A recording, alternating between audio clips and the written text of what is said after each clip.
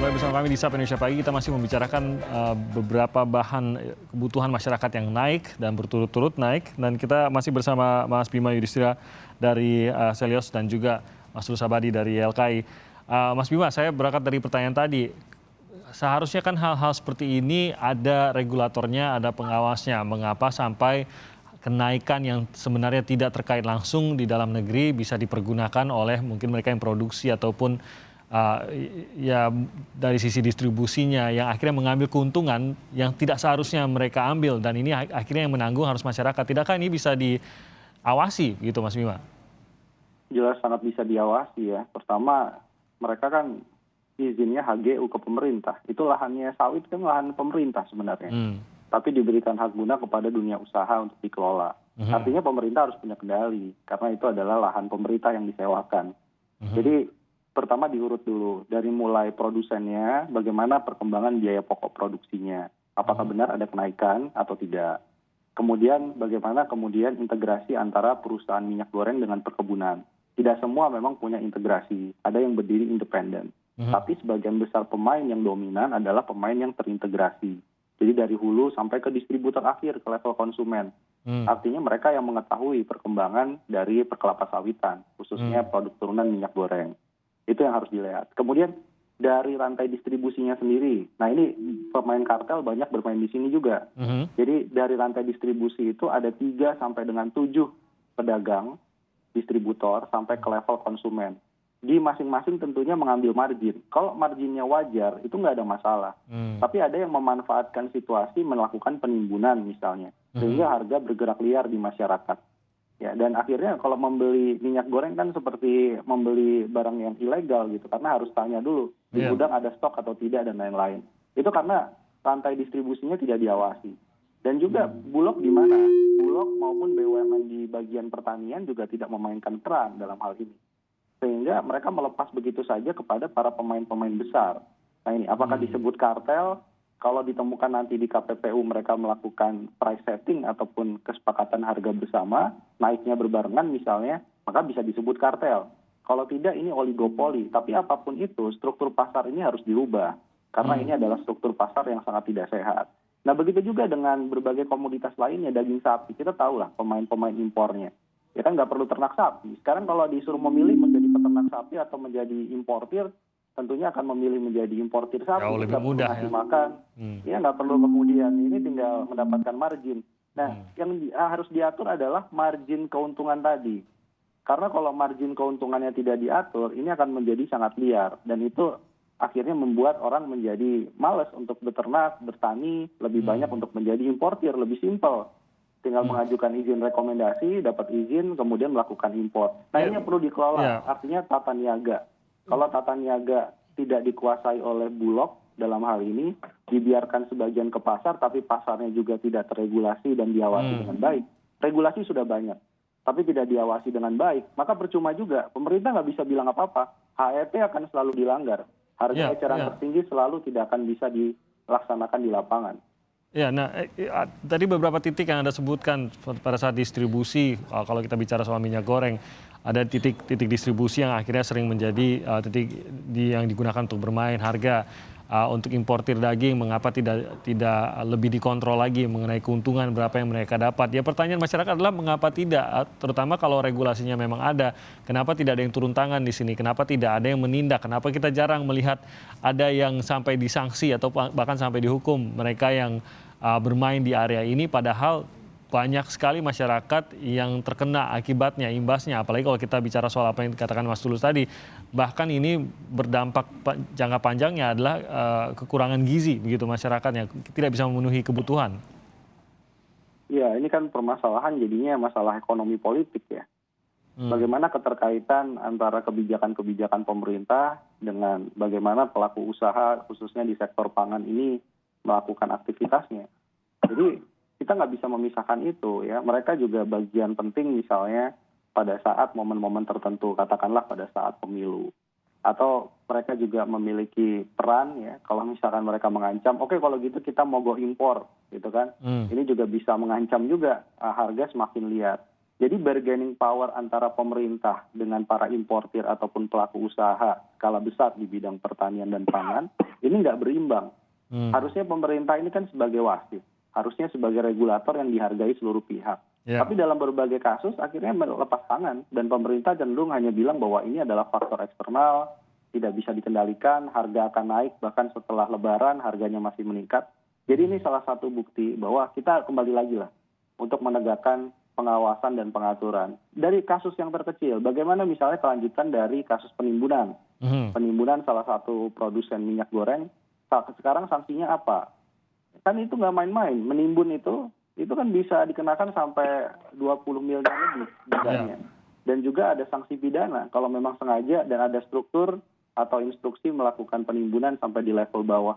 Jadi ini nggak main-main, tapi masyarakat akhirnya melihat ini kenapa hukumnya nggak tegak gitu. Sementara kalau pedagang kecil sedikit saja melampaui harga eceran tertinggi, kan akhirnya mereka ketakutan, kena sanksi, cabut izin usaha dan lain-lain.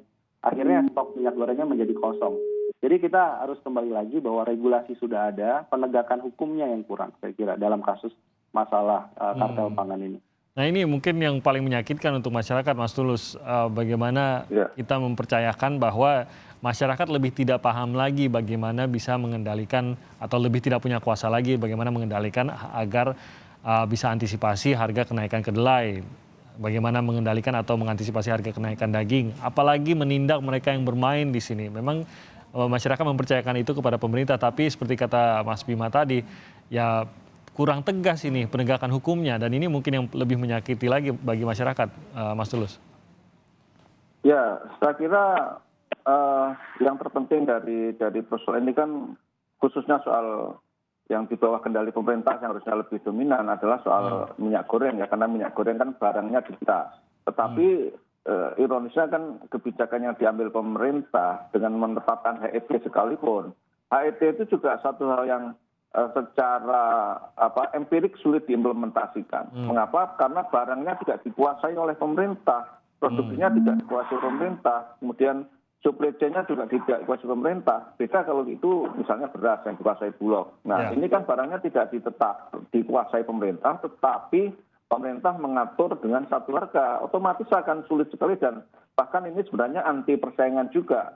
Nah, dari diskusi yang saya lakukan dengan para pelaku usaha, memang idealnya diatur pemerintah dari sisi hulu saja, ya, dengan jangan menetapkan HET, tapi kemudian malah dampaknya banyak produsen minyak goreng yang saat ini stok tidak memproduksi minyak goreng karena harganya di bawah pasar, dan kemudian mereka juga tidak mendapatkan pasokan CPO dari industri CPO, sehingga akhirnya kondisi di pasaran semakin sulit karena banyak produsen minyak goreng kecil yang tidak mampu produksi karena HPP yang ditetapkan pemerintah dianggap terlalu rendah, sehingga akhirnya HPP ini diplesetkan menjadi harga pemaksaan pemerintah, bukan harga pokok penyediaan. Itu Mas Bima.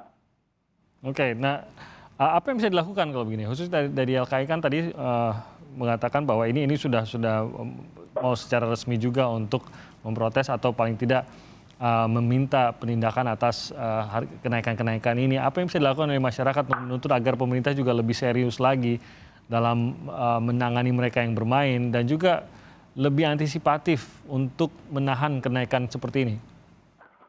Ya, kalau dari sisi hilir memang tadi soal penegakan hukum itu salah satu upaya untuk meyakinkan masyarakat bahwa memang ada pihak-pihak yang bermain, misalnya melakukan penimbunan ya, karena memang terbukti ada yang menimbun sampai 1 juta liter atau bahkan lebih. Ini kan memang harus diselidiki. Tetapi ini juga harus hati-hati apakah mereka itu menimbun atau memang belum mau menjual karena ketika mereka membeli itu masih dengan harga lama dan tiba-tiba ditetapkan harganya oleh pemerintah dengan harga satu harga itu. Ini harus juga hati-hati gitu. Oke, itu yang harus dilakukan. Nah, terkait dengan harga HET itu, Mas Bima, tadi sudah tersebutkan bahwa terkadang ini HET ini ya tidak pernah terpenuhi gitu.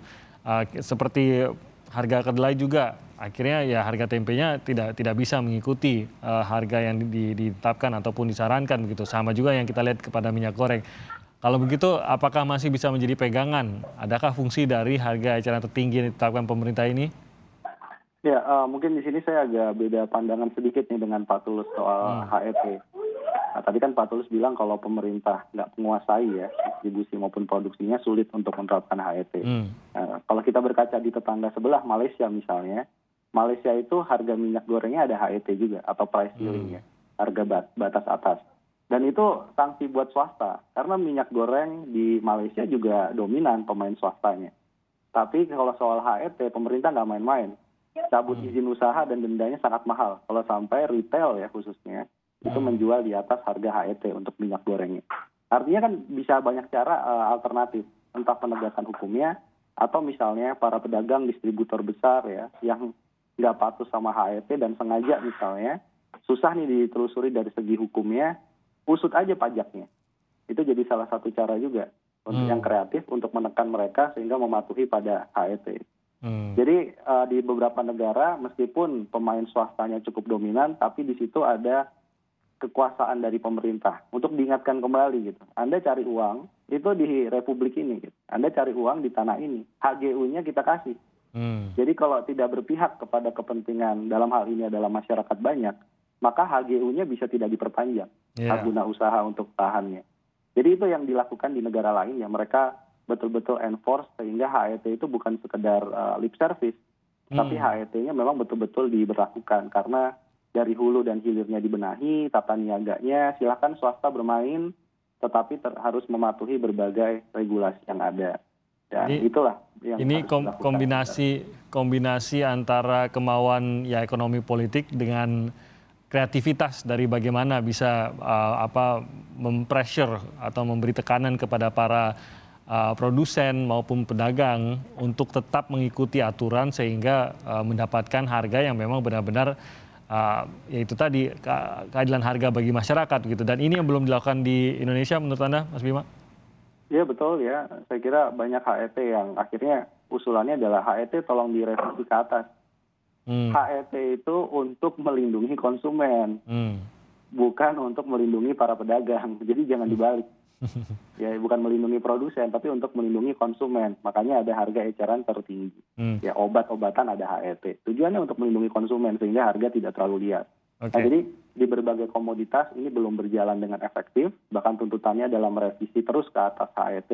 Jadi di sini peran pemerintah dalam berbagai hal harusnya dievaluasi untuk stabilitas harga ini ya. Saya sih inginnya Bulog sih diperkuat lagi. Dan Bulog bukan hanya mengurus soal beras, kedelai, dan jagung, tapi juga komoditas-komoditas strategis, bahkan daging sapi pun juga harusnya Bulog lebih dominan. Kedelai pun yang sudah diurus Bulog, kalau dilihat dari laporan tahunannya Bulog terakhir, yang dipublikasi, itu terlihat jelas bahwa serapan dari Bulog untuk kedelai lokal pun sangat-sangat kecil. Saya ulangi, sangat-sangat kecil. Jadi ini salah satu evaluasi. Kalau Bulog kekurangan anggaran untuk melakukan intervensi, pengadaan gudang, dan segala macam, sebenarnya anggaran sekali lagi ada.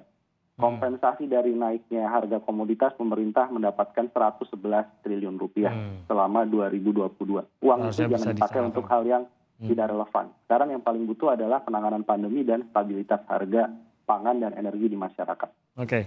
Nah terakhir Mas Bima, ini akan sampai kapan ini diperkirakan? Terutama dengan akan hadirnya bulan Ramadan dan nanti Lebaran biasanya ada kenaikan harga lagi. Tapi sampai kapan kita masih akan kemungkinan melihat kenaikan-kenaikan seperti ini? Ya, kalau melihat dari yang ketergantungan impornya besar ya untuk yang pangan, ini kelihatannya akan berjalan dalam waktu yang tidak sebentar. Bahkan setelah Ramadan, Lebaran, itu kenaikan harga masih terjadi. Kecuali ada intervensi dari pemerintah.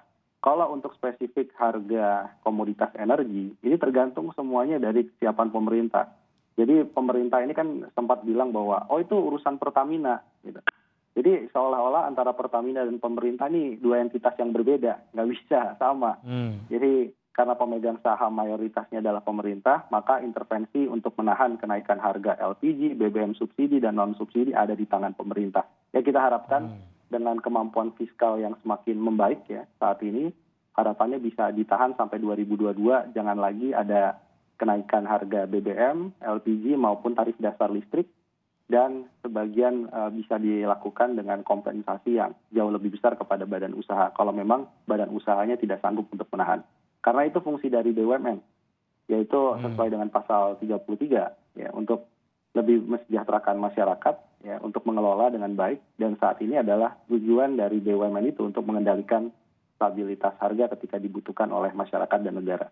Oke, nah Mas Tulus mungkin Anda memiliki pendapat juga mengenai hal ini. Perlukah pemerintah justru lebih mengambil bagian di sini dengan itu tadi pengerahan BUMN dan juga Bulog yang lebih aktif lagi atau bahkan lebih luas lagi, atau justru ya silahkan saja dengan kondisi sekarang di mana banyak pemain swasta yang melakukan impor maupun memproduksi, tapi pemerintah benar-benar fokus pada penegakan hukumnya seperti yang dikatakan Mas Bima tadi, penegakan hukumnya jangan boleh ada kelengahan sedikit pun.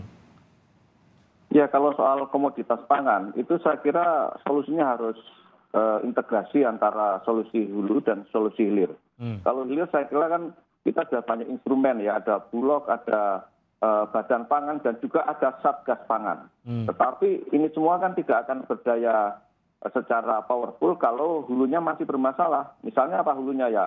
Urusan pangan itu Kementerian Pertanian, di mana kita swasembada kedelai kapan, kita swasembada daging kapan. Nah itu kan harus ada integrasi antara hulu dan hilir dan nampaknya itu belum dilakukan. Sehingga kalau kita bicara kedelai itu kan sangat ironis karena produksi lokal kita hanya 522 ton. Sementara kebutuhan nasional kita 3,6 juta ton. Jadi importasinya sangat tinggi. Nah ini ada apa? Kenapa itu dibiarkan? Atau juga mungkin politik pertanian kita juga harus berubah. Karena ada yang mengatakan bahwa kedelai ini kan konon komoditas subtropis, sementara kita negara tropis. Ya jangan dipaksakan terus kita dikasih makan kedelai. Harus ada komoditas pangan yang dikonversi menjadi non kedelai misalnya. Yang misalnya untuk tempe tahu kan dulu kalau di desa di Jawa itu kan ada kacang koro misalnya ya. Itu nggak akan dikembangkan. Dan juga minyak goreng. Ya minyak goreng kenapa kita hanya bergantung kepada CPO saja. Sementara CPO sekarang juga dikonversi ke energi. Nah ini juga masalah. Energi bahan bakar nabati itu kan sumbernya tidak harus dengan CPO. Banyak sumber bahan bakar nabati yang lain yang bisa digunakan sehingga tidak mengorbankan urusan perut manusia Indonesia. Ya, ini harus ada kebijakan yang integratif dan komprehensif untuk mewujudkan kedaulatan pangan dan kedaulatan energi. Ya, jadi sisi hilir saja tidak bisa mengatasi itu kalau sisi hulunya tidak dibenahi dari politik pertanian dan politik energi kita. Termasuk juga bagaimana supply dan juga demand-nya ini. Kalau kita tadi bicara supply, ini demand-nya juga sebenarnya tadi Mas Tulus mungkin perlu ada perubahan di situ juga sehingga tidak bergantung pada satu atau dua hal saja seperti minyak goreng maupun kedelai. Baik, terima kasih Mas Tulus Abadi dan juga Mas Bima. Terima kasih sudah bergabung bersama kami pada hari ini dalam pembicaraan ini. Sayangnya memang kami berusaha mengundang dari Kementerian Perdagangan namun tidak bisa hadir bersama kita pada pagi hari ini. Mungkin lain kali kita bisa menghadirkan dari Kementerian Perdagangan. Terima kasih sekali lagi Mas Tulus dan juga Mas Bima sudah bergabung. Sehat terus dalam bertugas. Ya, sama-sama.